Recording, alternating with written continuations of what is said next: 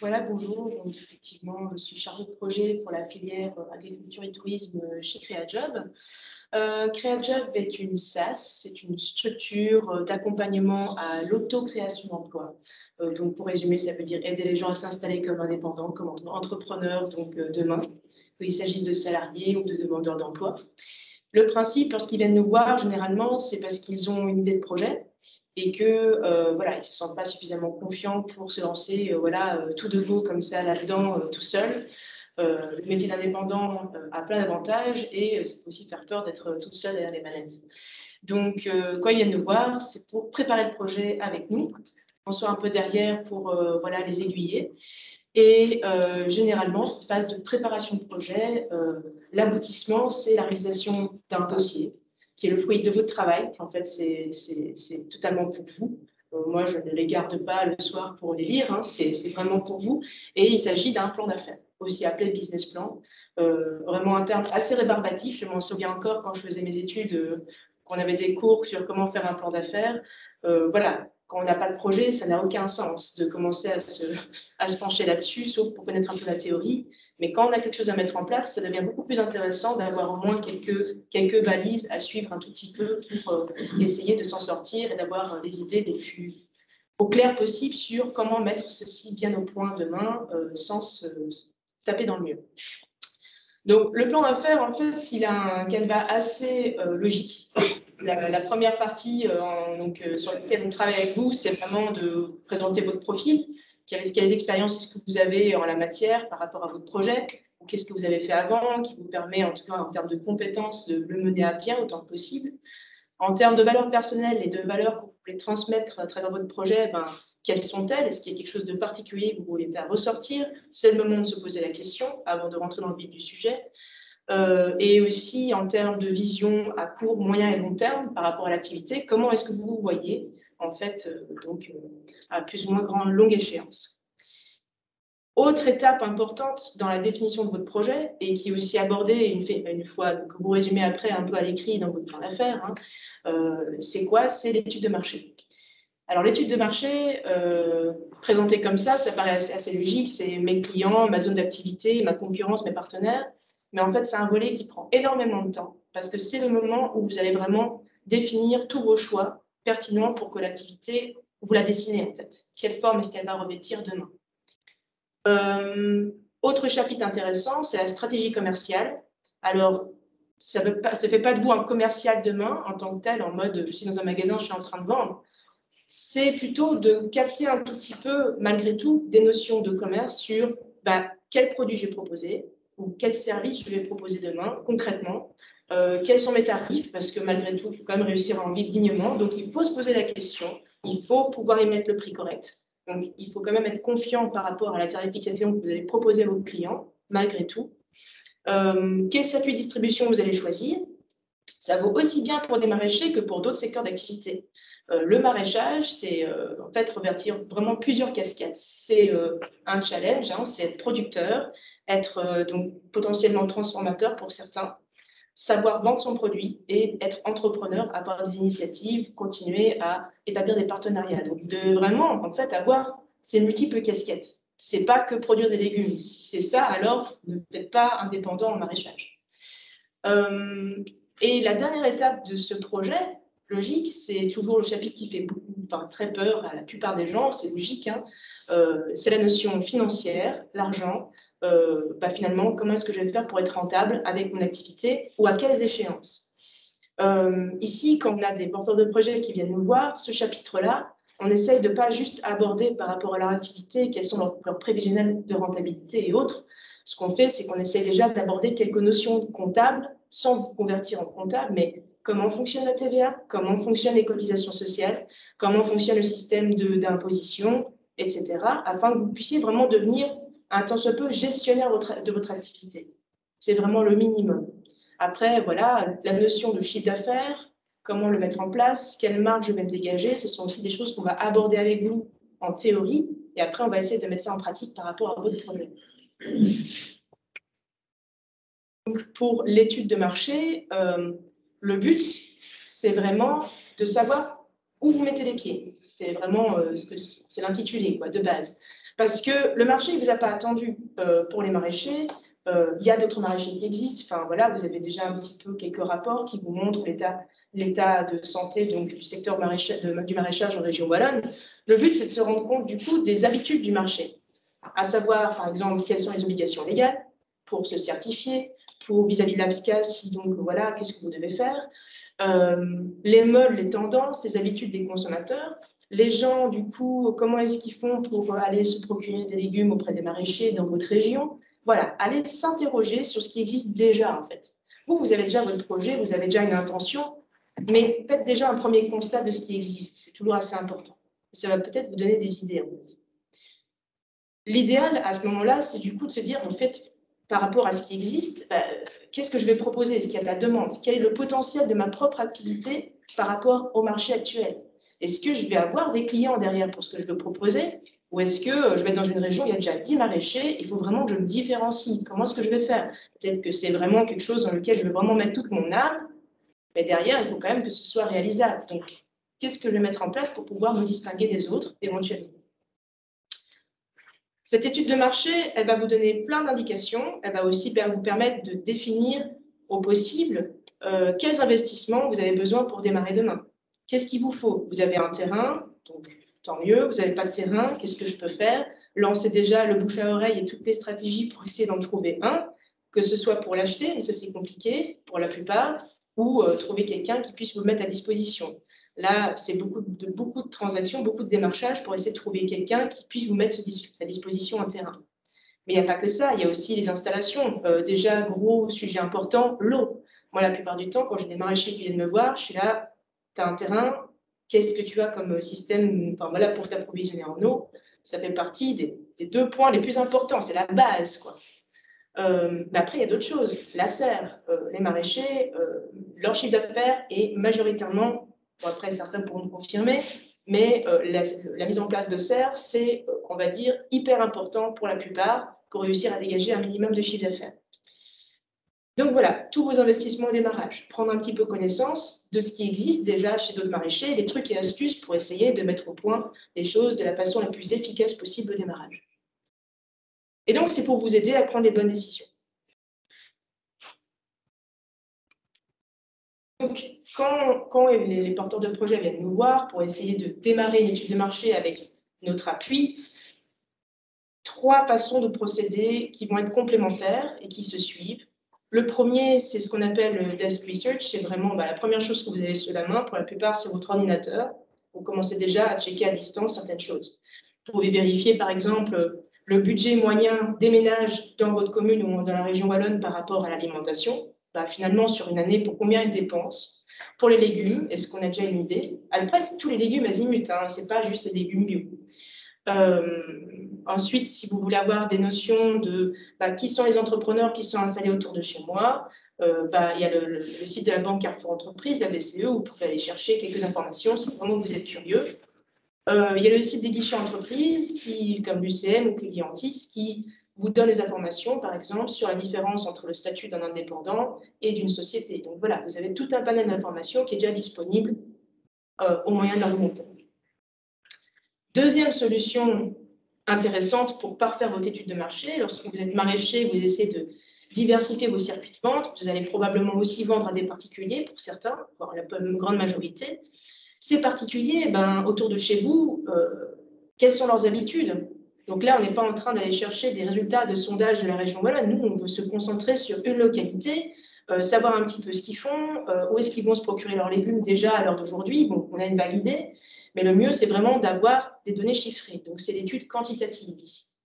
Alors, ça peut paraître un petit peu ludique comme ça, mais c'est super intéressant à ce stade-là de lancer un sondage via un formulaire Google Form qui est tout à fait gratuit. Vous avez juste à avoir une adresse Gmail, hein, par contre, c'est l'exigence, bien sûr. Il y a d'autres sondages qui existent à part le Google Form, je vous rassure. Et donc là, c'est vraiment d'essayer d'utiliser votre réseau, de diffuser dans votre communauté, ici au maximum, des questions sur les habitudes des gens, pour à peu près, je ne sais pas combien de fois dans la semaine est-ce qu'ils vont faire leurs courses de légumes, hein, si on centre vraiment sur les légumes, pour à peu près donc combien, où est-ce qu'ils vont en général, et puis par rapport à votre activité, voilà ce que vous allez proposer. faut déjà avoir un peu une vague idée de ce que vous allez proposer. Et ben voilà, est-ce que ça les intéresse? Oui, non. Tel système de livraison de panier ou de point dépôt, qu'est-ce qu'ils en pensent? Est-ce qu'il y a beaucoup de retours positifs? Et puis, c'est déjà une démarche de com, c'est déjà de leur dire, ben voilà, une fois que mon projet va commencer, laissez-moi vos adresses mail si vous le voulez bien, strictement confidentielles, et puis je ne manquerai pas de vous en faire part. Et lors d'une journée d'inauguration, faites un mailing, ça ne coûte rien. Peut-être que sur les 60 personnes qui vous auront répondu avec leurs adresses mail à ce moment-là, il y en aura 10 qui viennent, mais c'est déjà ça. Au moins, vous avez eu un petit peu de com qui commence. Donc, étude de marché, voilà. Troisième étape, et ça, c'est celle qui va prendre le plus de temps, le plus d'énergie, c'est l'étude qualitative, comme on appelle ça. Ça veut dire quoi? Ça veut dire que vous allez vraiment rencontrer, vous allez voir les gens en tête à tête. Donc, si vous avez des clients professionnels, vous n'allez pas leur envoyer un sondage, donc pas que ça va faire du tout, ils ne vont même pas le lire, votre sondage. Donc, il faut aller à la rencontre de ces futurs clients pro pour voir dans quelle mesure votre offre en légumes dans le secteur va les intéresser. Ça paraît assez logique, mais voilà, il faut prendre un petit peu son courage à deux mains. Certains ont toujours un petit peu du mal avec le téléphone ou n'osent pas, mais en fait, allez-y, quoi, essayez. À la limite, je vous dirais même que le premier client pro que vous allez voir, il va peut-être vous servir un peu de Kobe, quoi. Autant prendre un où vous ne pensez pas trop que ça va fonctionner, mais au moins vous allez le voir et vous avez une offre précise avec une tarification. Hein, vous allez quand même prévoir un peu à l'avance les questions qu'il va vous poser, hein, d'office, parce que quand même, ça va être peut-être un futur rapport fructueux derrière. Donc voilà, venez avec quelques éléments assez solides en main à lui présenter, et puis après, des questions à lui poser. Par exemple, voilà, quelles sont les conditions de livraison, etc., les conditions de facturation, blabla. Ça, c'est pour les clients pro, mais il y a d'autres personnes que vous allez pouvoir rencontrer en face à face. Et c'est pour ça que ça prend du temps, cette étude de marché. Il y a d'autres acteurs, d'autres personnes ressources dans le milieu. Ça peut être une agence de développement local, ça peut être votre commune, ça peut être un groupe d'action locale, ça peut être BioWallonie si vous voulez le certifier bio et que vous avez besoin d'avoir un conseil technique qui vienne sur le terrain. Ça peut être Diversiferm, une autre ASBL qui est basée à Jean-Blou, pardon, pour tout ce qui est donc des notions de réglementation ou de bonnes pratiques d'hygiène, voilà, autocontrôle pour votre atelier de transformation que vous avez à la ferme ou pour votre magasin à la ferme. Donc voilà, ce sont autant d'acteurs qu'il faut aller rencontrer derrière. Et finalement, quand vous avez réalisé tout ça, eh ben, déjà, vous allez avoir une idée de plus en plus précise du projet. Ah non, tu n'arrives pas à l'attention, non? Enfin, voilà, c'est des jeunes qui viennent voir, je plaisante. Non, non, franchement, c'est pour tout le monde. Mais disons que c'est vrai qu'en termes de timing, c'est intéressant de préciser. Bon, déjà, si vous faites une étude de marché et que vous avez besoin de rencontrer des gens, en été, ça va être un peu compliqué d'avoir tout le monde à disposition. Déjà, si vous voulez rencontrer des maraîchers pros, c'est la pleine saison, c'est pas la peine, ils n'auront pas forcément le temps de discuter avec vous. Si ce sont aussi d'autres secteurs d'activité, en été, c'est les vacances, quoi. Donc peut-être chercher d'autres moments de l'année plus pertinents pour commencer votre étude de marché. Ensuite, ça peut prendre 2, voire 3, 4 mois, cette étude de marché. Donc voilà, ça dépend de votre niveau à vous de proactivité. Pour la définir correctement, cette étude de marché, ça peut être assez large, mais comme je le disais, je parlais de commune, il faut définir sa zone d'achalandise, vraiment son périmètre d'activité. Ça va vous permettre du coup de voir là-dedans qui sont vos clients, qui sont vos concurrents, qui sont vos fournisseurs. Donc, j'y viens. La clientèle pour un maraîcher, ça va être juste un client, un certain type de client. Comme je disais, je parlais de particuliers, je parlais de professionnels. Donc là, c'est vraiment essayer alors de cerner au mieux qui vont être ces fameux particuliers. Il va vraiment falloir se mettre dans le contexte demain, à quoi ils vont ressembler, qui ça va être. Est-ce que je m'adresse à du tout public? Est-ce que je m'adresse à un secteur, peut-être à un public précarisé, ou voilà, ça va être des paniers pas trop coûteux? Est-ce que les professionnels, est-ce que ça va être? Est-ce que ça va être des magasins bio? Donc là, on connaît le prérequis. Est-ce que ça va être des restaurateurs? En tout cas, là, il va falloir aller à la rencontre après. Donc, les identifier dans votre zone d'activité, vraiment prendre leur contact, puis après, prendre rendez-vous et aller les voir les uns après les autres. Vos concurrents dans cette fameuse zone d'activité aussi, qui vont-ils être? Alors, concurrents, partenaires, ça peut aussi être le cas. Il y a des concurrents directs, c'est des maraîchers comme vous, qui vont vendre des légumes. Après, ils ne sont pas exactement identiques à ce que vous allez faire vous. Eux, ils sont déjà sur le marché, donc ils ont déjà un point d'avance. Par contre, peut-être qu'ils ne proposent pas les mêmes légumes. Si c'est un maraîcher à côté, mais qui propose des oignons, des carottes, enfin voilà, pour dire, mais sur des grandes surfaces, mais qui ne fait pas des petits légumes comme vous en faites, alors il y a peut-être moyen de s'associer pour faire une offre, du coup, au final, dans vos paniers qui soit diversifiée. Si c'est un autre maraîcher, mais qui ne propose pas les mêmes variétés ou qui fait que de la tomate, il y a peut-être moyen de s'associer. Donc vraiment mutualiser les choses au possible, s'il y a moyen, c'est un des facteurs de réussite au maraîchage, parce que l'isolement, par contre, c'est un des gros facteurs d'échec. Concurrents indirects aussi, qui sont-ils? Et là, il faut aussi identifier, c'est là où on se procure les légumes, ce ne sont pas des maraîchers, la plupart des gens vont dans les grandes surfaces pour plein d'avantages, mais par contre, voilà, il n'y a pas le même rapport de proximité. Donc, il faut se demander, quand vous allez identifier ces concurrents, à quel point est-ce qu'il y a vraiment beaucoup de concurrents dans les environs, directs ou indirects, et comment est-ce que je fais pour me différencier par rapport à eux éventuellement? Sur quoi est-ce que je vais miser? Est-ce que c'est une valeur ajoutée de la proximité producteur-consommateur? Est-ce que c'est autre chose? Donc voilà, c'est le moment de se poser la question. Pour vos fournisseurs, pareil, c'est le moment de commencer à étudier la question. C'est pas se dire je me lance puis je verrai un petit peu pour mes fournisseurs. Identifiez déjà ceux avec lesquels vous voulez travailler, prendre connaissance de leurs conditions aussi, parce que si vous voulez acheter des plantules chez De Coster, peut-être que lui, il a trop de clients en ce moment et qu'il n'aura même pas la possibilité de répondre à vos demandes, alors vous contactez le jour J. En fait, ce sera déjà trop tard. Est-ce que De Coster est forcément la meilleure? Par exemple, c'est un exemple de fournisseur de plantules, hein, pour les maraîchers. Est-ce qu'il y en a d'autres? Il y en a. Donc là, l'essentiel, c'est du coup de prendre connaissance de ces différents fournisseurs et du coup de pouvoir faire un comparatif en termes de qualité-prix, etc.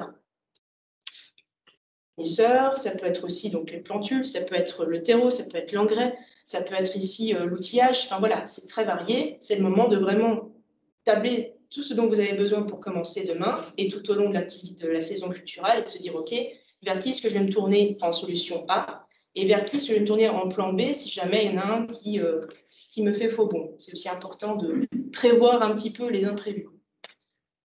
Enfin, qui vont être vos partenaires? J'en parlais. Ça peut être des maraîchers des environs avec lesquels vous pouvez vous associer, soyons malins quand même, et je pense que vous aussi, dans une certaine mesure, quand c'est un donnant-donnant, ça peut être intéressant. Ça peut aussi être des acteurs du coin. Ça peut être peut-être une coopérative de producteurs qui va bientôt voir le jour. Alors c'est le moment de saisir l'opportunité, d'aller prendre connaissance déjà de cette opportunité, de se dire ok, de quoi est-ce qu'il retourne, et est-ce que j'ai envie d'en faire partie, ou est-ce que c'est possible en tout cas. Donc là, c'est pour tout le volet études de marché. Ça veut dire qu'à l'issue de cette phase-là, vous savez déjà dans quoi vous allez vous graviter, hein, qui sont vos concurrents, qui sont vos potentiels partenaires, et vous avez déjà une idée de plus en plus précise de ce que vous voulez proposer. Et justement, j'y viens, c'est ce qu'on appelle le volet stratégie commerciale, vos produits en tant que tels, quels sont-ils? Qu'est-ce que je vais proposer comme légumes demain? En tant que maraîcher, il faut quand même avoir quelques compétences techniques. Donc, généralement, avant même de commencer ce genre de plan d'affaires, moi, je vais vous demander d'avoir un minimum de formation technique, parce qu'après, pour savoir planter une carotte, c'est vraiment notre enjeu. Et nous, on n'en est plus là, en fait. On est à un stade bien après. Donc ça, c'est quand même important de le savoir. Donc après, pourquoi je dis ça? Parce que vous devez savoir dresser votre plan de culture pour la première saison culturelle, pour la suivante. Vous devez savoir prendre l'habitude d'avoir un carnet de culture pour noter vos rendements, comme le disait Bénédicte juste avant. C'est des habitudes que vous devez avoir d'office. Moi, je ne vais pas travailler là-dessus avec vous, ça doit venir d'office parce que c'est la partie technique qui dépend que de vous à ce moment-là. Par contre, ce qui ne dépend pas que de vous, c'est la tarification, finalement. Ou, on va dire, pas seulement de vous. Comment vous voulez vendre vos produits, à quel tarif, quels sont les produits pratiqués par les autres concurrents partenaires. C'est important de pouvoir savoir comment vous allez vous positionner ici. Donc, c'est la notion de positionnement, de produit, de prix, quelle place vous allez occuper et quelle notion de développement durable est-ce que vous allez adopter pour votre activité. Est-ce que, ben voilà, si c'est donc une agriculture biologique, on voit qu'il y a tout un ensemble de choses en faveur du développement durable qui sont défendues derrière. Est-ce que ce sont aussi d'autres thématiques que vous allez défendre? Est-ce que vous voulez vendre un magasin qui fait que du vrac? Enfin, voilà, il y a plein de choses. La dernière étape, c'est ce fameux plan financier qui fait toujours peur, comme je le disais, mais franchement, il y a moyen de voir les choses de façon très mathématique. C'est-à-dire, de quoi j'ai besoin pour commencer demain? J'ai déjà fait le comparatif auprès de mes fournisseurs, donc je sais plus ou moins combien j'ai besoin d'avoir comme sous de côté pour financer ce premier matériel, ces premiers achats de plantules, mes premiers outils de communication. La question après, c'est de se dire, où est-ce que je vais chercher ces sous? Donc, votre plan d'investissement pour démarrer demain, en fait, quand vous avez les idées en place sur le matériel dont vous avez besoin, c'est facile de l'esquisser. Par contre, votre plan de financement, c'est autre chose. On va en parler juste après. Donc, les sources de financement, il y en a vraiment plein. Après, savoir lesquelles sont accessibles pour vous, ça c'est une autre question. Déjà, de base, quand j'ai des porteurs de projets qui viennent me voir, je dis, bon, qu'est-ce que tu as déjà en poche? Dans le sens où, avec quoi est-ce que tu vis déjà à l'heure actuelle? On a un RGPD chez CréaJob, donc on demande aux gens avec quoi ils vivent, on sait déjà ce qui rentre et ce qui sort dans leur ménage. Donc là, l'essentiel, c'est de se dire, OK, qu'est-ce qu'il te faut au minimum comme revenu demain pour que tu sortes de la solution allocation chômage et que tu puisses passer à un statut d'indépendant et que tu t'en sortes malgré tout parce que tu as plein de dépenses à assurer derrière. Donc, il y a potentiellement vos propres fonds propres, il y a potentiellement les crédits bancaires classiques et puis il y a aussi d'autres solutions. Là, c'est la prime Airbag qui est délivrée par le Forum et qui est accessible pour toute personne qui se lance comme indépendant pour la première fois à titre principal ou qui est indépendant à titre complémentaire pour le même projet depuis au moins 3 ans. Et donc, ce qui se passe, c'est que dans le courant du premier mois de son installation à titre principal, ils déposent ce dossier au Forum. Ce dossier, c'est pour demander une prime qui s'élève à 12 500 € et qui est délivrée à ce moment-là en 4 tranches sur 2 ans, au moment où la prime vous est accordée. Je dis sur 2 ans parce que dans le courant du premier mois, vous avez déposé le dossier, ils ne vont pas vous dire oui tout de suite. Parfois, ça peut prendre 5, 6, 8 mois.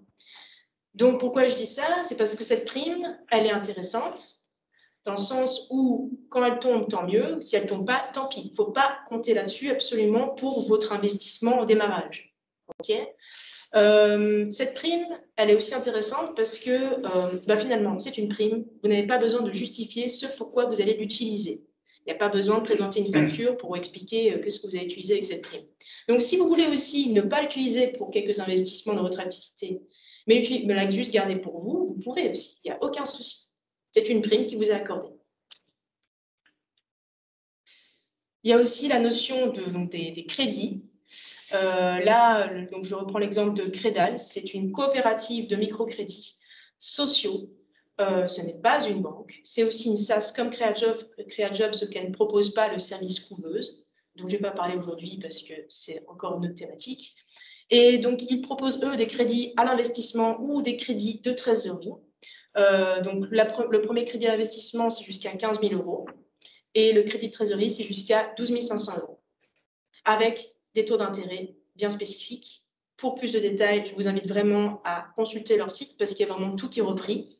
Vous pouvez aussi rencontrer un de leurs chargés de projet pour vraiment avoir une discussion plus humaine que via l'ordinateur. C'est aussi, j'ai envie de dire, beaucoup plus riche en informations. Ouais. Autre solution potentielle, c'est ce qu'on appelle le produit mixte automatique. Alors, qu'est-ce que c'est? C'est une aide qui est proposée par la région Wallonne via la SOCAMUT, qui en fait est un sous-groupe de la SOALFIN, pour dire ça brièvement. Et donc, c'est une aide qui est combinée à un crédit bancaire classique. L'avantage, c'est quoi? C'est que donc ici, le montant maximum que vous demandez pour l'investissement, il est de 75 000 € par exemple. Eh bien, 2 tiers vont être financés par la banque et 1 tiers vont être financés par la SOCAMUT. Donc ici, ça veut dire maximum 25 000 € par la SOCAMUT.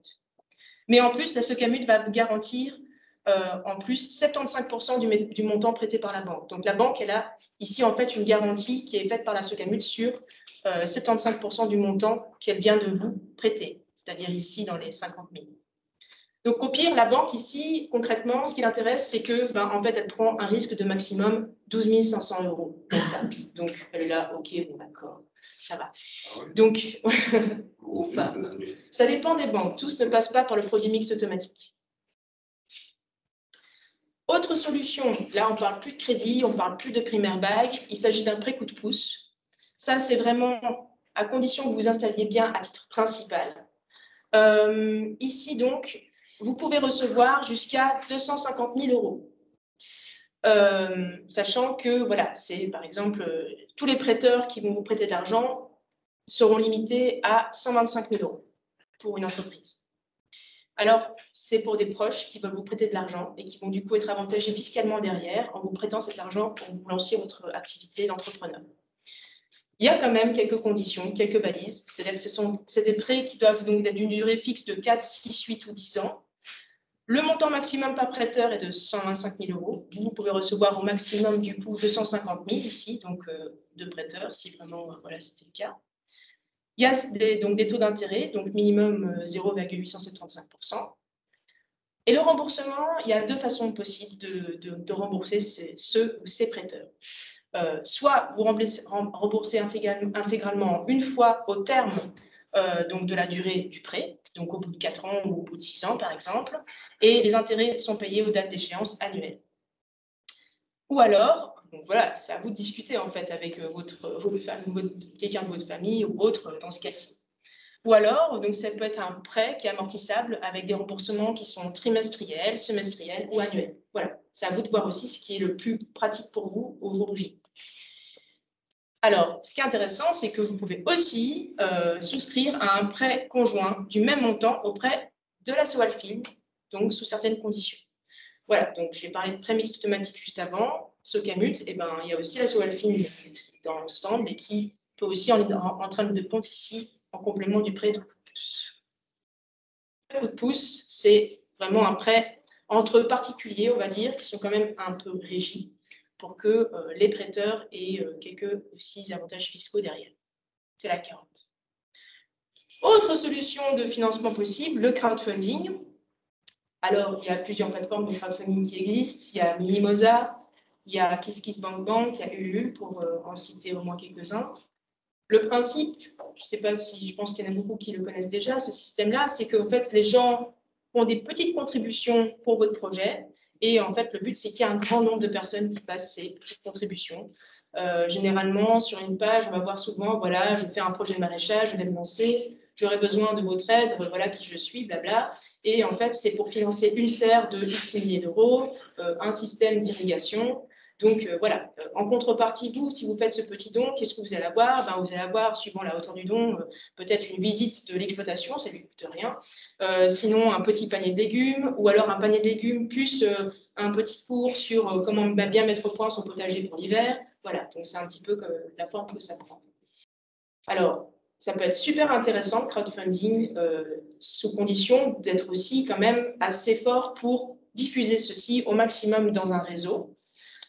C'est un outil de communication parce qu'en fait, en plus de vous apporter potentiellement des financements, vous allez faire de la com derrière, donc vous allez vous faire connaître. Donc ça peut aussi être intéressant pour commencer un petit peu à voilà, faire passer le mot que votre activité va bientôt commencer. Et c'est tout pour ça, parce qu'après, on va avoir d'autres systèmes d'aide qui peuvent arriver derrière. Mais en tout cas, pour les sources de financement, il y en a tout un florilège. La question, c'est de savoir ce qu'il y a de plus faisable pour vous. Qu'est-ce qui, en fait, c'est aussi, par rapport à votre personnalité, la chose qui vous paraît la plus facile à mettre en place, parce qu'on n'est pas tous faits pour faire une campagne de crowdfunding. On n'est pas tous faits pour aller donc, demander un crédit bancaire classique. Parfois, on n'est juste pas éligible à ce type d'aide. Donc, qu'est-ce qu'il y a d'autre comme solution? Ça aussi, c'est une question. Si vous n'arrivez pas à trouver vos sources de financement pour au moins investir dans vos besoins en démarrage, vous pouvez déjà vous dire que c'est un peu compromis pour commencer le projet. Donc, c'est vraiment aussi un des premiers freins. Voilà. Et pour plus d'informations sur tout ça, mais aussi pour commencer un accompagnement en préparation de projet avec nous ou pour en apprendre davantage sur la couveuse, ben, je vous invite à prendre contact avec nous, à consulter notre site. Voilà.